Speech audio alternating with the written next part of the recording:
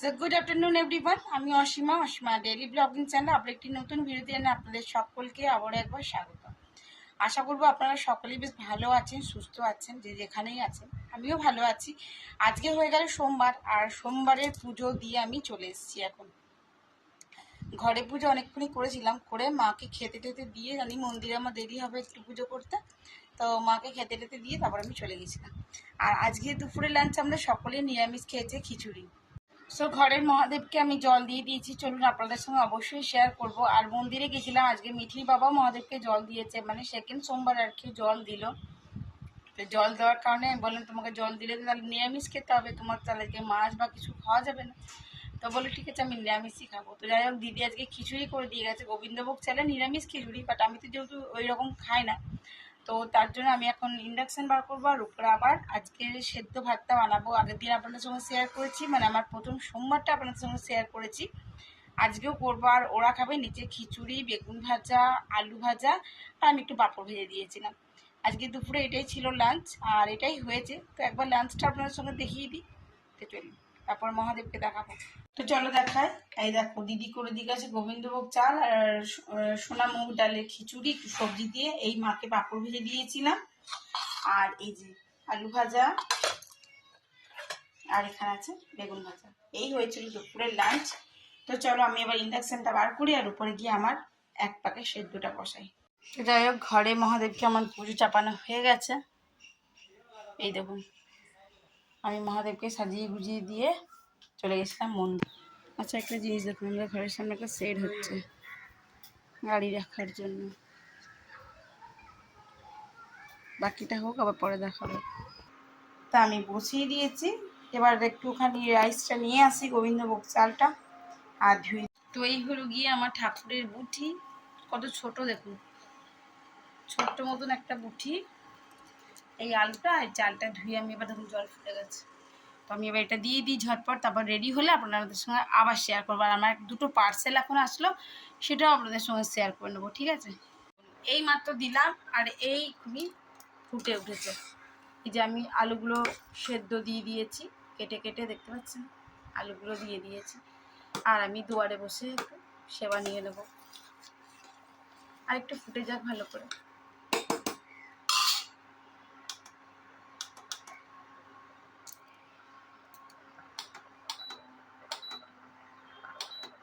দেখা, এই যে দুটো, এই একটা পার্সেল আর এই একটা পার্সেল, ফ্লিপকার্ট থেকে আমার দুটো পার্সেল আগে চলে এসেছে, এখন একটা আসতে বাকি আছে। তো এটা মিঠি এখন আনবক্সিং করবে। মিঠি চলে এসছে স্কুল থেকে, এই যে মিঠি। আর ঘড়িতে দেখায়, এখন বাজে ঘড়িতে 4:10, দেখছেন 4:10 বেজে গেছে। তো এদিকে দেখুন, বিড়াল আর কুকুরের খেল একবার। চ্যাটার্জি বাড়ি রীতিমতো সার্কাস। তো এই যে মিঠি খুলছে, এটাতে আছে কি সেটা আপনারা খোলার পরই দেখতে পাবেন। আমি যদিও জানি, কারণ আমি বুক করেছি।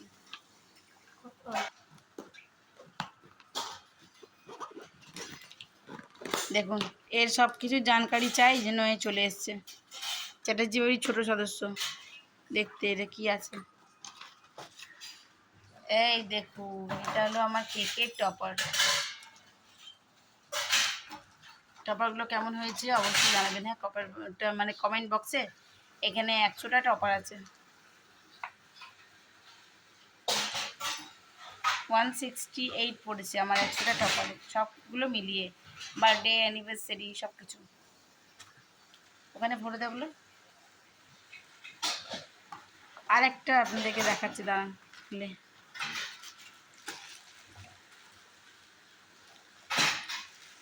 উপর থেকে কাঠ,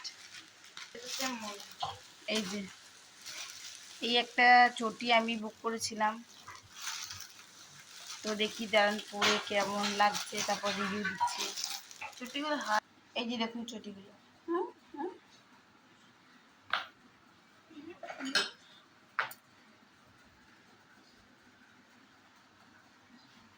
হাইট আছে, ফ্ল্যাট নয়। ভালো লাগছে না? মিঠি আমার এখানে সাজিয়ে সাজিয়ে দেখছে কোনটা কতটা। এখানে 100 পিস ছিল, তো আমি সেজন্য মিঠিকে বললাম একটু কাউন্ট করে দে তো কতগুলো আছে দেখ। অর্গানাইজ করে করলে বেশি ইজি হবে। তাহলে আমি 100 পিসেরই অর্ডার দিয়েছিলাম।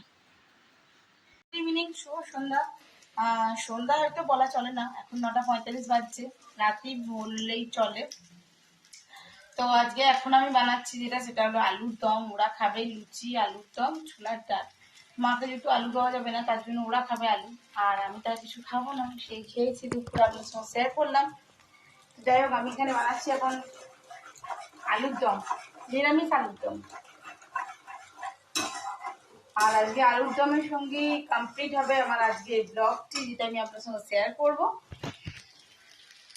চোখগুলো কালো কালো লাগছে ওখানে অন্ধকারে। আচ্ছা, তো চলুন দেখায়। এই যে এখানে আমি একদিকে বসিয়ে দিয়েছি আলুগুলো আমি সেদ্ধ করেছি, দিয়ে একটু নুন আর হলুদ দিয়ে ফ্রাই করছি। আর এদিকে মশলাটা রেডি করছি, তার মধ্যে আলুগুলো দিয়ে দেবো। তো মশলাটা এখন কষাটা হোক,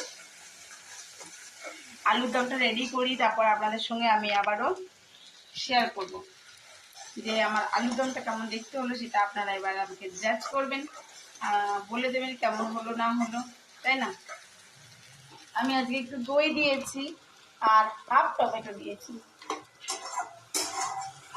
আর রাতে ডিনারে কি কি হলো সেটা একবার আপনাদের সঙ্গে শেয়ার করি। সকালে খিচুড়িটা শেয়ার করেছিলাম।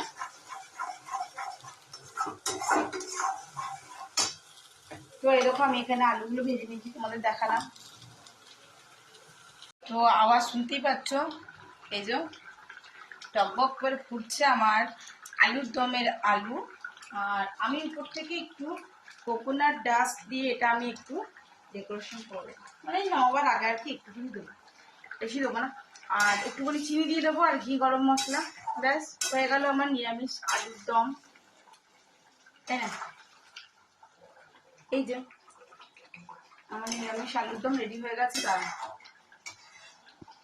আর অবশ্যই আলুর দম যদি আবার আগে আমি এখানে দিয়ে দেবো এখন কস্তুরি মেথি। তো চলুন শেয়ার করি যে আজকে রাতে কি কি ডিনারে তৈরি হলো।